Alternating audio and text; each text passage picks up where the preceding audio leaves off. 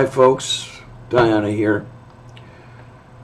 In nearly 100 countries around the world, today is the day called Mother's Day.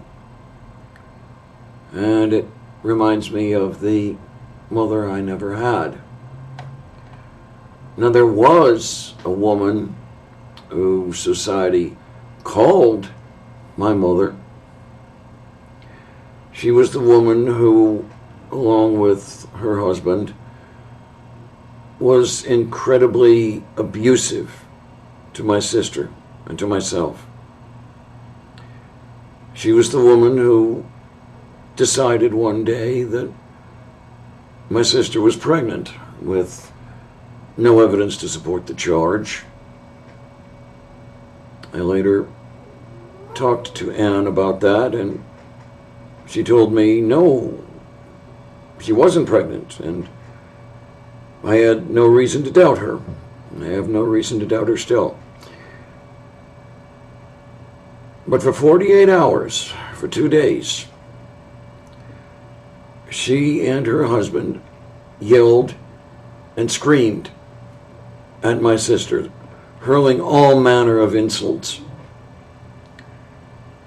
She dragged my sister into her bedroom, pulled her top off, examined her breasts, screaming out, "They're all veiny, she's pregnant, she's pregnant." And then, the morning after that, I woke to an empty house. Now, the slimy bastards were both at work, I knew that. But I had no idea where Anne was. And sometime later, I found out that she had decided to go to a friend's house, spent a couple days with her, and then moved into a tack room. Now, for those who don't know what a tack room is, my sister was working at a thoroughbred racetrack at the time. And in the barns where the horses were stabled, there was also a room in which the hardware, such as saddles, bridles, bits, were stored. Now, that hardware is called tack. And the room in which they were stored is called a tack room. My sister had moved into one of these rooms. She had a tiny refrigerator, about a cubic foot, size that many college students have in their dorm rooms. She had a hot plate. She had a bottle of 4 Roses.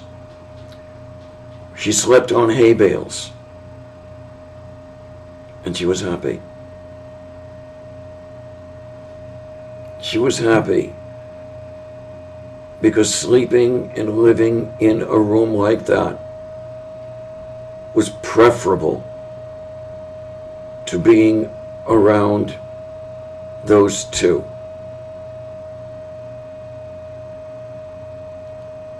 I'm going to allow a moment for that to sink in.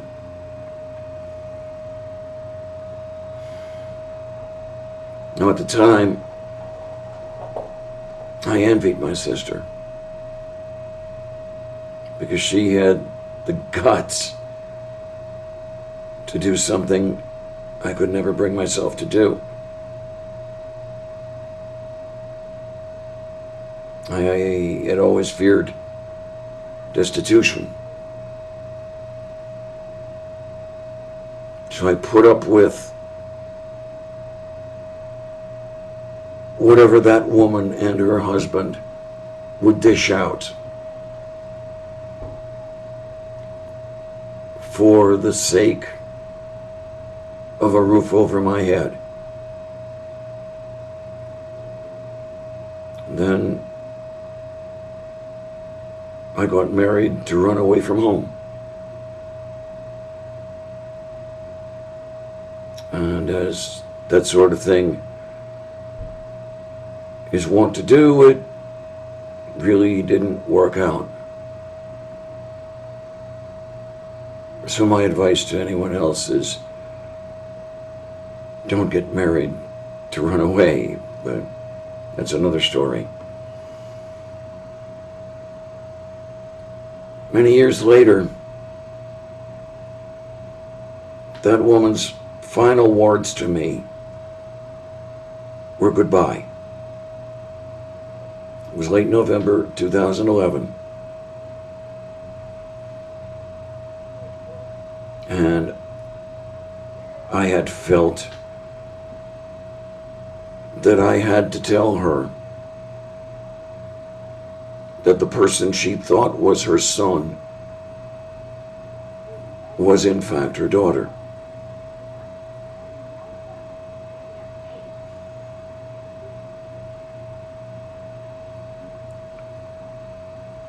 She died 10 May 2017. A fact I discovered in late October 2017.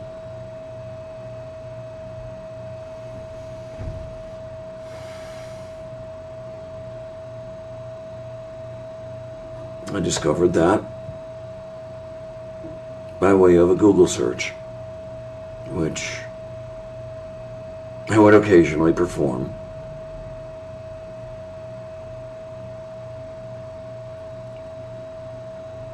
To see if those two were still alive.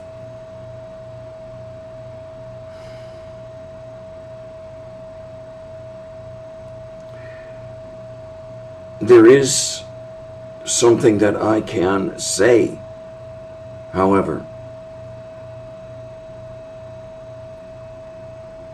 good for that 5.5 years.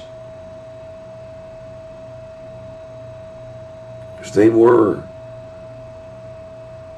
the best 5.5 years of my life up to that time. Because no one was yelling and screaming that everything I did, said, thought, and was wrong simply because I did, said, thought, and was it.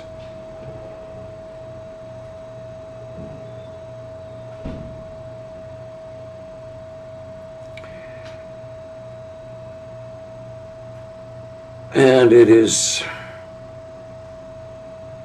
a day like today that does remind me of that.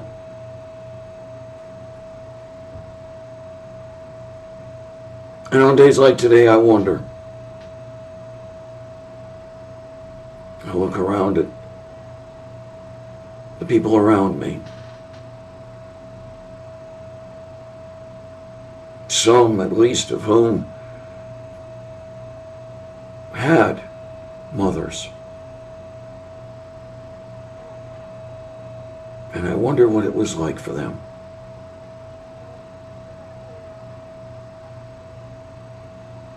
What was it like?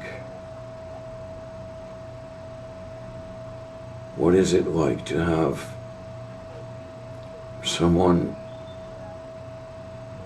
who cares about you, cares for you,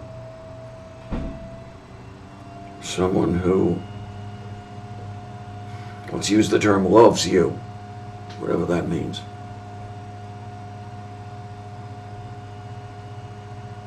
Someone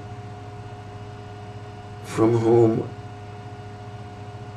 they are not trying to run. Someone who doesn't hate them.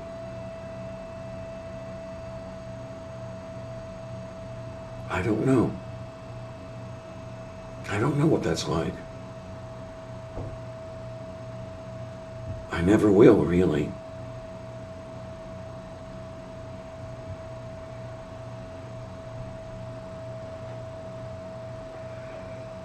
So that will be on my mind for at least the rest of the day. Bitter. Who? Me?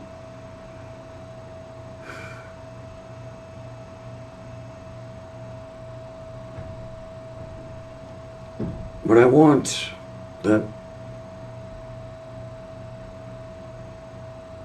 whoever might see this, if they indeed have a mother,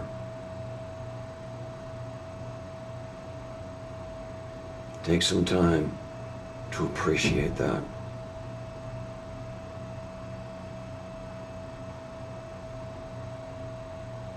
Because so far as I'm told,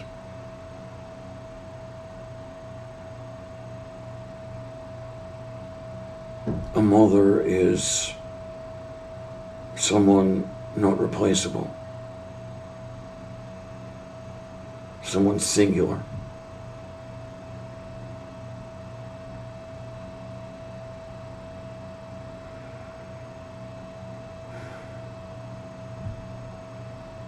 So to those mothers, those actual mothers, I say happy Mother's Day.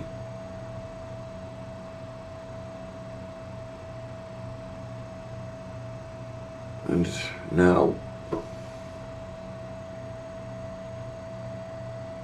I'll go back to living the rest of Sunday.